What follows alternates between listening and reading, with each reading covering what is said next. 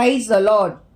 ஆண்டவராக இயேசு கிறிஸ்துவின் நாமத்தில் உங்களுக்கு என் அன்பின் வாழ்த்துதலை தெரிவித்துக் கொள்கிறேன். கருமையான தெய்வ பிள்ளைகளே, ஒவ்வொரு நாளும் இந்த யூடியூப் மூலம் உங்களை சந்திப்பதில் நான் மிகுந்த மகிழ்ச்சி அடைகிறேன். இந்த ஆடியோவை நீங்கள் கேட்டு தெய்வ ஆசீர்வாதத்தை பெறுவது மட்டுமன்றி, உங்களுக்கு அறிமுகமானவர்கள், உங்கள் நண்பர்கள், உங்கள் உறவினர்களுக்கும் இந்த ஆடியோவை அனுப்பி தேவனுடைய நாமத்தை மகிமைப்படுத்தும்படி உங்களை அன்புடன் கேட்டுக்கொள்கிறேன். இந்த நாளிலும் யோபு 2ஆம் அதிகாரம் 1 வசனம், பின்னொரு நாளிலே தேவபுத்திரர் கர்த்தருடைய சந்நிதியில் வந்து நின்றபோது சாத்தானும் அவர்கள் நடுவிலே கர்த்தருடைய சந்நிதியில் வந்து நின்றான். கர்த்தர் சாத்தானை பார்த்து, நீ எங்கே இருந்து வருகிறாய் என்றார். சாத்தான் கர்த்தருக்கு பிரதியுத்தரமாக, பூமி எங்கும் உலாவி அதில் சுற்றி திரிந்து வருகிறேன் என்றான். அப்பொழுது கர்த்தர் சாத்தானை நோக்கி, நீ என் தாசனாகிய யோபுவின் மேல் கவனம் வைத்தாயோ? உத்தமனும் சன்மார்க்கனும் தேவனுக்கு பயந்து பொல்லாப்புக்கு விலகுமான மனுஷனாகிய அவனை போல பூமியில் ஒருவனும் இல்லை. முகாந்தரம் இல்லாமல் அவனை நிர்மூலமாக்கும்படி நீ என்னை ஏவின போதிலும் அவன் இன்னும் தன் உத்தமத்திலே உறுதியாய் நிற்கிறான் என்றார். சாத்தான் கர்த்தருக்கு பிரதியுத்தரமாக, தோலுக்கு பதிலாக தோலையும் தன் ஜீவனுக்கு பதிலாக தனக்கு உண்டான எல்லாவற்றையும் மனுஷன் கொடுத்து விடுவான். ஆனாலும் நீர் உம்முடைய கையை நீட்டி அவன் எலும்பையும் அவன் மாம்சத்தையும் தொடுவீரானால் அப்பொழுது அவன் உமது முகத்துக்கு எதிரே உம்மை தூஷிக்கானோ பாரும் என்றான். அப்பொழுது கர்த்தர் சாத்தானை நோக்கி, இதோ அவன் உன் கையில் இருக்கிறான், ஆகிலும் அவன் பிராணனை மாத்திரம் தப்பவிடு என்றார். அப்பொழுது சாத்தான் கர்த்தருடைய சந்நிதியை விட்டு புறப்பட்டு யோபுவின் உள்ளங்கால் தொடங்கி அவன் உச்சந்தலை மட்டும் கொடிய பற்களால் அவனை வாதித்தான். அவன் ஒரு ஓட்டை எடுத்து தன்னை சுரண்டிக் கொண்டு சாம்பலில் உட்கார்ந்தான். அப்பொழுது அவன் மனைவி அவனை பார்த்து, நீர் இன்னும் உம்முடைய உத்தமத்தில் உறுதியாய் நிற்கிறீரோ? தேவனை தூஷித்து ஜீவனை விடும் என்றாள். அதற்கு அவன், நீ பைத்தியக்காரி பேசுகிறது போல பேசுகிறாய். தேவன் கையிலே நன்மையை பெற்ற நாம் தீமையும் பெற வேண்டாமோ என்றான். இவைகள் எல்லாவற்றிலும் யோபு தன் உதடுகளினால் பாவம் செய்யவில்லை. யோபுடைய 3 சிநேகிதராகிய தோமானியனான எலிப்பாசும், சூகியனான பில்தாதும், நாகமாத்தியனான சோப்பாரும் யோபுக்கு நேரிட்ட தீமைகள் யாவையும் கேள்விப்பட்ட போது அவனுக்காக பரிதபிக்கவும் அவனுக்கு ஆறுதல் சொல்லவும் ஒருவரோடு ஒருவர் யோசனை பண்ணிக்கொண்டு அவரவர் தங்கள் ஸ்தலங்களிலிருந்து வந்தார்கள். அவர்கள் தூரத்தில் வருகையில் தங்கள் கண்களை ஏறெடுத்து பார்த்தபோது அவனை உரு தெரியாமல் சத்தமிட்டு அழுது அவரவர் தங்கள் சால்வையை கிழித்து வானத்தை பார்த்து தங்கள் தலையின் மேல் புழுதியை தூற்றிக்கொண்டு வந்து அவன் துக்கம் மகா கொடிய துக்கம் என்று கண்டு ஒருவரும் அவனோட ஒரு வார்த்தையும் பேசாமல் இரவு பகல் 7 நாள் அவனோட கூட தரையிலே உட்கார்ந்திருந்தார்கள். கருமையான தெய்வ பிள்ளைகளே, இந்த நாளிலும் யோபு 2ஆம் அதிகாரம் 1 முதல் 13 வசனங்களை நான் வாசித்திருக்கிறேன். கருமையான தெய்வ பிள்ளைகளே, இந்த யோபு அதிகாரத்துல, முதல் அதிகாரத்துல யோபு தன்னுடைய ஆஸ்திகளை இழந்து போனான், தன் பிள்ளைகளை இழந்து போனான். ஆனாலும் எல்லாவற்றையும் இழந்தாலும் அவன் சொல்கிறான், கர்த்தர் கொடுத்தார், கர்த்தர் எடுத்தார். கர்த்தருடைய நாமத்துக்கு ஸ்தோத்திரம். கருமையான தெய்வ பிள்ளைகளே, இப்படி நாம் சொல்ல முடியுமா?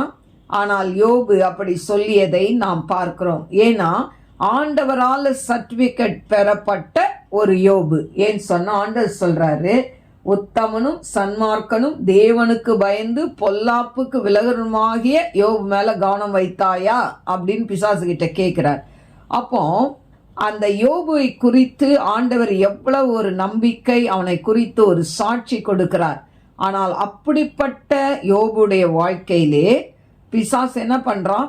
ஆண்டவருடைய பெர்மிஷனோடு அவனை சோதிக்க வருகிறதை பார்க்கிறோம். எனக்கு அருமையான தெய்வ பிள்ளைகளே, சில நேரம் நாம் செய்கிற பாவங்களினால் நாம் சோதிக்கப்படுவோம். சில நேரம் சில இடங்களில் ஆண்டவர் அவரை நேசிக்கிறோமா என்பதை சோதிப்பார். ஆனால் எனக்கு அருமையான தெய்வ பிள்ளைகளே, சில இடங்களில் பிசாசு தேவனுடைய அனுமதியோடு வந்து தேவ பிள்ளைகளை சோதிப்பதை நாம் பார்க்கிறோம். அதற்கு எக்ஸாம்பிள் தான் இந்த யோபு. எனக்கு அருமையான தெய்வ பிள்ளைகளே, இன்னைக்கு நிறைய ஊழியக்காரர்கள் இருக்கலாம், இல்லாவிட்டால் விசுவாசிகள் இருக்கலாம்.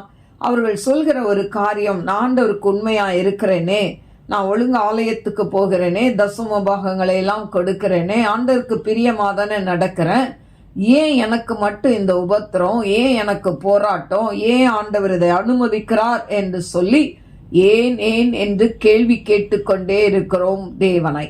ஆனால் எனக்கு அருமையான தெய்வ பிள்ளைகளே, இந்த சத்ரு தேவன் நம்மை ஆசிர்வதிக்கிறதை பார்த்து அவனால பொறுக்க முடியாம அவன் என்ன பண்றான், நம் வாழ்க்கையில சில போராட்டங்கள் பிரச்சனைகளை கொண்டு வரான்.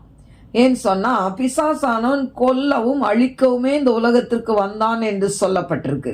அப்போ எப்படியாவது தேவனுடைய பிள்ளைகளை அழிக்க வேண்டும் என்பது சாத்தானுடைய திட்டம்.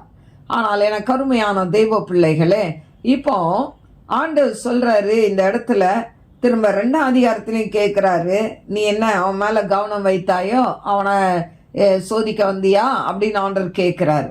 எனக்கு அருமையான தெய்வ பிள்ளைகளே, அப்படி கேட்டும் நீ எல்லாத்தையும் அழிச்ச, அப்போ கூட அவன் உத்தமத்துல நிலைத்திருக்கிறான்ல, இது உனக்கு போதாதா அப்படின்னு கேட்கிறாரு.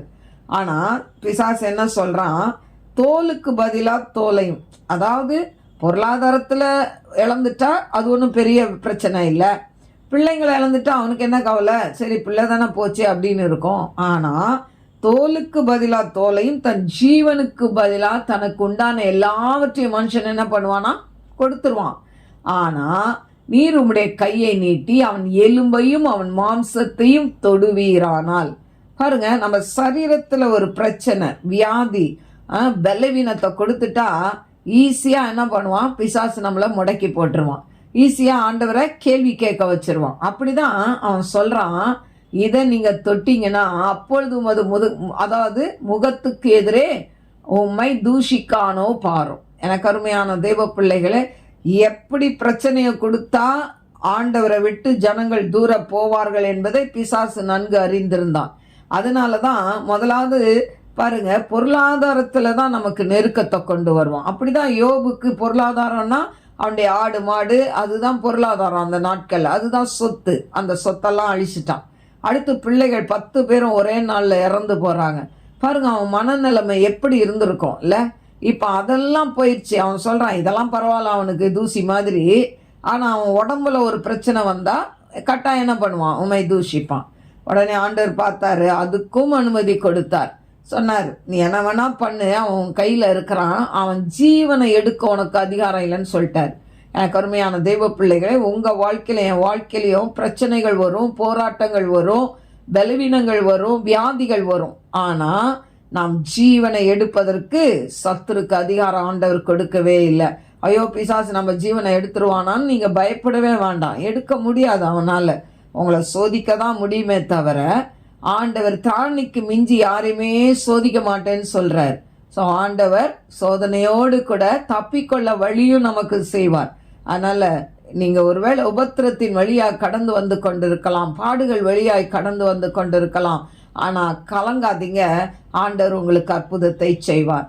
இப்போ பாருங்க, இப்படி சொன்ன உடனே அந்த உச்சம் தலை முதல் உள்ளங்கால் மட்டும் கொடிய பருக்கள் பாருங்க, அப்படியே கொப்பளம் கொப்பளமா வருது பாருங்க. ஒரு இடம் பாக்கி இல்லாம எல்லா இடமும் கொப்பளங்கள், எரிபந்தமான கொப்பளம். அதை ஓட்டை வச்சு சொரிஞ்சிக்கிட்டு இருக்கானா, அவ்வளோ ஒரு ஊரல். அதுல எப்படி இருக்கும், ரத்தமும் சீழுமா அதுல வடியுது பாருங்க. இந்த சிச்சுவேஷன்ல யாருக்கு தான் நம்பிக்கை இருக்கும்ல?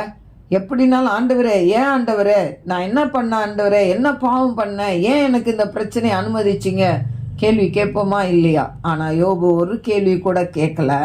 ஆனா இந்த பாடுகளை பார்த்து அவனுடைய ஒய்ஃப் பார்க்கறா, இவ்வளோ உத்தமமா இருக்கிறாரு, இவ்வளோ ஆண்டவருக்கு பிரியமா இருந்தாரு, என்ன பிரயோஜனம்? இப்படி ஆண்டவர் இவ்வளோ சோதனையை கொடுக்குறாரு, இது எதுக்கு இந்த மனுஷன் உயிரோட இருக்கணும் அப்படின்னு நினைச்சு அவ சொல்றா, இன்னுமா உத்தமத்தில் நிலைத்திருக்கிறீர், தேவனை தூஷித்து ஜீவனை விடும் அப்படின்னு ஈஸியா சொல்லிட்டான்.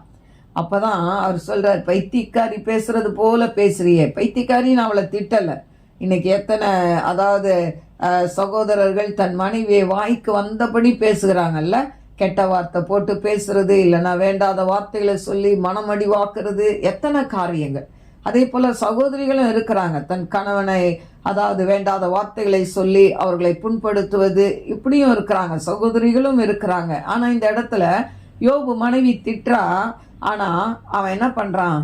ஆண்டவர் கையில நன்மையை பெற்ற நாம் இவ்வளவு நாள் நம்ம செழிப்பா இருந்தோமே, ஆசீர்வாதமா இருந்தோமே, ஆண்டவர் ஒரு குறைவு இல்லாம நம்மளை வச்சிருந்தாரு. அப்ப இந்த தீமையும் நாம் என்ன பண்ணணும்? பெற வேண்டாமோ அப்படின்னு சொல்றான். எனக்கு அருமையான தெய்வ பிள்ளைகளை, நம்ம வாழ்க்கையில ஆண்டவர் நம்மளை செழிப்பாக்கி நம்மளுடைய குடும்பத்தை வேலி அடைத்து நம் பிள்ளைகளை ஆசிர்வதித்து நாம் வைக்கும் பொழுது, ஏதோ ஒரு காலகட்டத்தில் சத்ரு சில போராட்டங்களை உங்க வாழ்க்கையில அனுமதிக்கிறான்னா நம்ம என்ன பண்ணக்கூடாது? சோர்ந்து போகக்கூடாது. இன்னும் நம் ஜெபத்தை கூட்ட வேண்டும். இன்னும் தேவ சமூகத்துல நாம் காத்திருக்க வேண்டும். அப்படி காத்திருக்கும் போதுதான் தேவ பலன் நம் மேல இறங்கும். எனக்கு அருமையான தேவ பிள்ளைகளே, ஆண்டவர் பொல்லாங்கினால் சோதிக்கிறவர் அல்ல என்று சொல்லி வேதம் சொல்கிறது. அதனால ஆண்டவர் என்னை சோதிக்கிறார், ஆண்டவர் சோதிக்கிறார்னு சொல்லாதீங்க. ஆண்டவர் சோதிக்கிற தேவன் அல்ல. எனக்கு அருமையான தேவ பிள்ளைகளே, சோதனை ஏன் வரும்னா, ஒருவேளை நீங்க ஆண்டவரை விட்டு தூரமாய் போய், ஆதியில இந்த அன்பை இழந்து போய், ஆண்டவரை விட்டு தூரமாய் போய், உலகத்துக்கு பின்னால ரட்சிக்கப்பட்டுட்டேன், ஞானஸ்தானம் எடுத்துட்டேன், அபிஷேகத்தை பெற்றுட்டேன்னு சொல்லி இன்னைக்கு பின்மாற்றத்துல போய் சினிமா சீரியல் எல்லாத்தையும் பார்த்துக்கிட்டு இருந்தீங்கன்னா, துன்மார்க்கமாய் ஜீவித்து கொண்டிருந்தா, வேசித்தன விபச்சார பாவத்துல சிக்கி கொண்டிருந்தா, இல்லாவிட்டால் குடி மற்ற காரியங்களுக்கு அடிமைப்பட்டிருந்தால் ஆண்டவர் சில சிக்ஷைகளை அனுமதிப்பார். ஏன்? நீங்க நரகத்துக்கு போகக்கூடாது, என் மகன் மகள் நரகத்துல போகக்கூடாது, என்னை அண்டிக் கொள்ள வேண்டும் என்பதற்காக சில சிக்ஷைகளை தேவன் அனுமதிப்பார். ஆனா அப்படி கொடுக்கிற சிக்ஷைகளை நாம் அற்பமா எண்ணக்கூடாது. ஆண்டவரே, உங்க குடும்பத்துல சில பிரச்சனைகள் வருதா, தீராத வியாதிகள் வருதா, டாக்டர்கிட்ட போய் கூட சரியாகலையா, என்ன பண்ணணும்? ஆண்டவரே, என்கிட்ட என்ன குறை இருக்கு ஆண்டவரே? மற்றவங்களை பார்க்காதீங்க, மனைவியை பார்க்காதீங்க, கணவனை பார்க்காதீங்க, பிள்ளைகளை பார்க்காதீங்க, யாரையும் பார்க்காதீங்க. ஆண்டவரே, என்கிட்ட என்ன குறை இருக்குப்பா? ஏன்பா இந்த பிரச்சனைக்கு காரணம் என்ன? நான் உங்களுடைய அன்பை விட்டு தூரமா போயிட்டேன், ஆண்டவரே வேதத்தை வாசிக்கலையா, ஜெபிக்கலையா, என்னை மன்னிங்கன்னு சொல்லி அந்த செகண்ட்ல நீங்க மன்னிப்பு கேட்டுட்டீங்கன்னா ஆண்டவர் உங்களுக்கு இறங்கி அற்புதத்தை செய்வார். ஹல்லேலூயா. பாருங்க, இப்படி அவன் தன் உதடுகளால கூட பாவம் செய்யலன்னு சொல்லப்பட்டிருக்கு. எவ்வளவு உத்தமன்ல. நம்மனா இன்னைக்கு எத்தனை கேள்வி கேட்போம்ல ஆண்டவரை, ஆனா உதடுகளால கூட பாவம் செய்யல. ஆனா இவன் சிக்கா இருக்கிறத கேள்விப்பட்டு அவங்க ஃப்ரெண்டுங்க 3 பேர் வராங்க. அதாவது எலிப்பாசு, பில்தாத்து, சோப்பார் 3 பேர் வராங்க. வந்துட்டு தூரத்துல பாக்குறாங்க, யோபு அடையாளமே தெரியல, ஒரு குழஞ்சி போய் இருக்கிறான். ஒருவேளை அவங்க லேட்டா கேள்விப்பட்டிருப்பாங்க, ஏன்னா பிள்ளைங்க போயிருச்சு, அடுத்தது இவன் உடம்பும் இப்படி இருக்கு, இப்படிப்பட்ட சூழ்நிலையில வராங்க, இவன் எலும்பும் தோலுமா ஒரு வேலை இருந்திருப்பான். பாருங்க, தூரத்துல இருந்து பார்த்தோன்னா அவங்களால அதை ஜீர்ணிக்க முடியல. அவங்க தன்னுடைய ட்ரெஸ்ஸை கிழித்து கொண்டு புழுதி எடுத்து தலையில போட்டு கொண்டு வந்து அவ என்ன பேசுறதுனே தெரியல. 7 நாள் அப்படியே மௌனமா இருக்கிறாங்க, தரையில் அவனோட உட்கார்ந்தார்கள் என்று சொல்லப்பட்டிருக்கு. எனக்கு அருமையான தேவ பிள்ளைகளை, ஆனால் இப்படி வந்து இவனோடு துக்கம் கொண்டாடின இதே நண்பர்கள் யோபுவை என்ன செய்தார்கள் என்பதை நாம் அடுத்த அதிகாரத்தில் நாம் பார்க்கலாம். எனக்கு அருமையான தேவ பிள்ளைகளை, யோபுவை போல உங்களுக்கு எனக்கு சோதனை வரலையே, ஆனா அப்படி லேசான ஒரு பிரச்சனை வந்தாலே நம்ம ஆண்டவரை எத்தனை கேள்வி கேட்கிறோம், கொஞ்சம் யோசித்து பாருங்க. அதாவது இந்த யோபு பார்த்தீங்கன்னா ஆண்டவரை பத்தி குறை சொல்லலன்னு சொல்லப்பட்டிருக்கு. முதல் அதிகாரம் 22ஆம் வசனத்துல தேவனை பற்றி குறை சொல்லவும் இல்லை. அவன் அவ்வளோ ஒரு உத்தமனா இருந்தான். அடுத்தது 2ஆம் அதிகாரத்துல சொல்லப்பட்டிருக்கு, அவன் உதடுகளினால் 2:10 சொல்லப்பட்டிருக்கு, தன் உதடுகளினால கூட பாவம் செய்யல. இன்னைக்கு நம்ம என்ன செய்து கொண்டு இருக்கிறோம்? ஆண்டவர்கிட்ட மன்னிப்பு கேளுங்க. ஆண்டவரே, நான் நிறைய கேள்வி கேட்டேன்ப்பா, என்னை மன்னிச்சிருங்க ஆண்டவரை, ஏன் குற்றம், ஏன் மீறுதல்னாலதான் இந்த பிரச்சனை வந்தது, அப்பா என் பாவத்தை மன்னிங்க அப்படின்னு கேளுங்க. பாருங்க, இந்த தாவீது அவன் பாவம் செய்தான் தான், பச்சைபால்கிட்ட பாவம் செய்தான் தான், நம்ம அதை பேசுறோம். ஆனா ஏன் ஆண்டவர் அவனை தன் இருதயத்துக்கு ஏற்றவன், என் சித்தத்தின்படி அவன் செய்வான்னு சொல்லி சர்டிபிகேட் கொடுத்தாருன்னா, அவன் தவறு செய்யும் போதெல்லாம் தீர்க்கதரிசி வந்து நீ இப்படி தப்பு பண்ணிட்ட, ஆண்டவர் உனக்கு இந்த பிரச்சனையை கொண்டு வருவார் அப்படின்னு சொன்னா உடனே ஆண்டவர்கிட்ட சரணடைஞ்சிருவான். ஆண்டவரே என்னை மன்னிச்சிருங்க, நான் செஞ்ச பாவத்தை மன்னிச்சிருங்கன்னு சொல்லி அந்த மன்னிப்பு கேட்கிற குணம் தாவீதுக்குள்ள இருந்தது. அதனாலதான் அவன் இருதயத்துக்கு ஏற்றவன் என்று சொல்லப்பட்டிருக்கு. நம்ம என்ன நினைக்கிறோம், ஏன் ஆண்டவர் எனக்கு இந்த பிரச்சனையை அனுமதிக்கிறார், ஏன் எனக்கு இதெல்லாம் செய்யறாரு அப்படின்னு சொல்லி ஆண்டவர்கிட்ட நம்ம கேள்வி கேட்கிறோம். ஆனா கேள்வி கேட்க முன்னால தாவீதை போல மன்னிப்பை கேட்க பழகுங்க. நீங்க மன்னிப்பை கேட்டு ஆண்டவர்கிட்ட சரணடைஞ்சிங்கன்னா உங்களுடைய சரீரத்துல இருக்க பலவீனமோ வியாதிகளோ இல்ல ஒருவேளை பொருளாதாரத்துல நஷ்டமோ இல்லாவிட்டால் படிப்புல சில பிரச்சனைகள் வருகிறதா எதுவா இருந்தாலும் ஆண்டவரே என்னுடைய மீறுதல்களை மன்னியும் சொல்லி கேளுங்க. ஆண்டவர் உங்களுக்கு அற்புதத்தை செய்ய வல்லவராய் இருக்கிறார். கண்களை மூடி நாம் செபிப்போம். ஸ்தோத்திரிக்கிறேன் ஆண்டவரே, அப்பா அம்மா நன்றியோடு ஸ்துதிக்கிறேன். இந்த கால வேளையில யோபுடைய வாழ்க்கையிலிருந்து கற்றுக்கொள்ள நீர் கொடுத்த கிருபைக்காய் ஸ்தோத்திரிக்கிறேன் ஆண்டவரே. இதை ஆன்லைன்ல கேட்கிற ஒவ்வொரு பிள்ளைகள் மீதும் உம்முடைய விசேஷித்த வல்லமாய் இறங்கட்டும். ஏன் ஏன் ஏன் என்று கேட்டுக்கொண்டு இருக்கிற உம்முடைய பிள்ளைகள் யோபுடைய வாழ்க்கையை ஆண்டவரை ஆராய்ந்து அலசி பார்த்து அப்பா யோபு எப்படி இருந்தான், நாமும் அப்படி இருக்கணும்ன்ற அந்த எண்ணத்தை கொடுங்க ஆண்டவரை. ரீதா ராய் கன்ஷாலோ வியோ த ராய் போலா கன்பியா த ராய் கரபா. ஆண்டவரே எனக்கு இப்படி எல்லாம் கஷ்டத்தை கொடுத்துட்டீங்களே, நான் ஒழுங்கா சர்ச்சைக்கு போனேன்னு புலம்பி கொண்டு இருக்கிறேன். ஆண்டவரே நம்முடைய பிள்ளைகளுடைய புலம்பல ஆனந்த கழிப்பாய் மாற்றுங்க ஆண்டவரை. குடும்பத்துல சமாதானம் சந்தோஷம் ஐக்கியத்தை கட்டளை இடுங்கப்பா. ஆண்டவரே இந்த ஜூலை மாதம் முழுவதும் உம்முடைய பிள்ளைகளை கண்ணின் மணி போல காத்தீங்கப்பா. இந்த ஆகஸ்ட் மாதத்துல உம்முடைய பிள்ளைகள் கடந்து போறாங்கப்பா. உம்முடைய பிள்ளைகளை நீர் ஆசீர்வதிப்பீராக. ஆண்டவரே பிள்ளைகளுக்கு நல்ல சுகத்தையும் பலத்தையும் ஆரோக்கியத்தையும் கட்டளையிடுவீராக ஆண்டவரை. தீர்க்காயுசை கட்டளையிடுவீராக ஆண்டவரை. எத்தனையோ பேர் ஆண்டவரை போன மாதம் இருந்தவங்க இல்லையே ஆண்டவரை, ஆனா ஜீவனோடு இந்த ஆகஸ்ட் மாதத்துல பிரவேசிக்க கிருபை கொடுத்தீங்களே உமாக்கு நன்றி ஆண்டவரே. ஓஷா ராபா லாரா தீமா ராபா காராபா. இந்த மாதத்திலே அப்பா ஒவ்வொரு பிள்ளைகள் வாங்குற ஆண்டவரே சேலரியை ஆசீர்வதித்து கொடுங்கப்பா. 5 அப்பா 2 மீன்களை கொண்டு 5000 பேருக்கு போஷித்து மீந்ததை எடுக்க வைத்த தேவன் ஆண்டவரே. இன்னைக்கும் ஆண்டவரே அவங்க வாங்குற ஆண்டவரே சேலரி சொற்பமா இருக்கலாம், அற்பமா இருக்கலாம், இல்ல நிறைய இருக்கலாம், எதுவா இருந்தாலும் எல்லாத்தையும் நீங்க பிளஸ் பண்ணி கொடுங்க ஆண்டவரே. அப்பா குடும்பத்துல வீண் விரயம் வரக்கூடாது, பண விரயம் வரக்கூடாது, மருத்துவ செலவுகள் வரக்கூடாது. அப்பா எத்தனையோ பேர் டாக்டர்னு சொல்லி ஆண்டவரை எவ்வளோ மெடிசனுக்கு செலவு பண்றாங்கப்பா. ஆண்டவரே அந்த கத்தாவே வீணான விரயங்கள் நிற்கட்டும் என்று செபிக்கிறேன் ஆண்டவரை. அப்பா கஷ்டப்பட்டு பிள்ளைகள் உழைக்கிறாங்கப்பா. அவங்க பணம் ஆண்டவரே பொத்தல் பையில போட்ட பணமா இருக்கக்கூடாதப்பா. இந்த மாதம் முழுவதும் அப்பா இந்த ஆகஸ்ட் மாதத்துல ஆண்டவரே உம்முடைய பிள்ளைகள் ஆண்டவரே தொடக்கம் முதல் ஆண்டவரே இந்த ஆகஸ்ட் முடியும் வரை பிள்ளைகளை ஆண்டவரே பொருளாதாரத்துல ஆசீர்வதிங்க ஏசப்பா. பிசினஸ் செய்யற பிள்ளைகளை ஆசீர்வதிங்கப்பா. அவங்களுடைய பிசினஸ் விருத்தி அடைய செய்யும். தாவீது நாளுக்கு நாள் விருத்தி அடைந்தது போல ஒரு விருத்தியை கட்டளையிடுங்கப்பா. ஆண்டவரே உமக்கு ஸ்தோத்திரிக்கிறேன் துதிக்கிறேன். சின்ன கடையா இருந்தாலும் பெரிய கடைகளா இருந்தாலும் ஆண்டவரே அப்பா ஆண்டவரே வைத்திருக்கிற ஒவ்வொரு பிள்ளைகளுடைய ஆண்டவரே அப்பா அந்த கடைகள் ஆசீர்வதிக்கப்படட்டும் ஆண்டவரே. வேலைக்கு போகிற பிள்ளைகளை நீங்க ஆசீர்வதிங்கப்பா. வேலை இல்லாம கஷ்டப்படுகிற ஒவ்வொரு பிள்ளைகளுக்கும் நல்ல ஜாப கொடுங்கப்பா. திருமணத்துக்கு காத்திருக்கிற பிள்ளைகளுக்கு இந்த மாசத்துல திருமணங்கள் கைக்கூடி வரட்டும் என்று செபிக்கிற. குழந்தைக்காக காத்திருக்கிற பிள்ளைகளுக்கு குழந்தை பாக்கியத்தை கட்டளையிட வேண்டுமாறு செபிக்கிற. ஆண்டவரே உம்முடைய அன்பின் கரத்துல தாழ்த்துக்கிறப்பா. நீங்க பொறுப்பெடுத்துக் கொள்ளுங்க, வழி நடத்துங்க.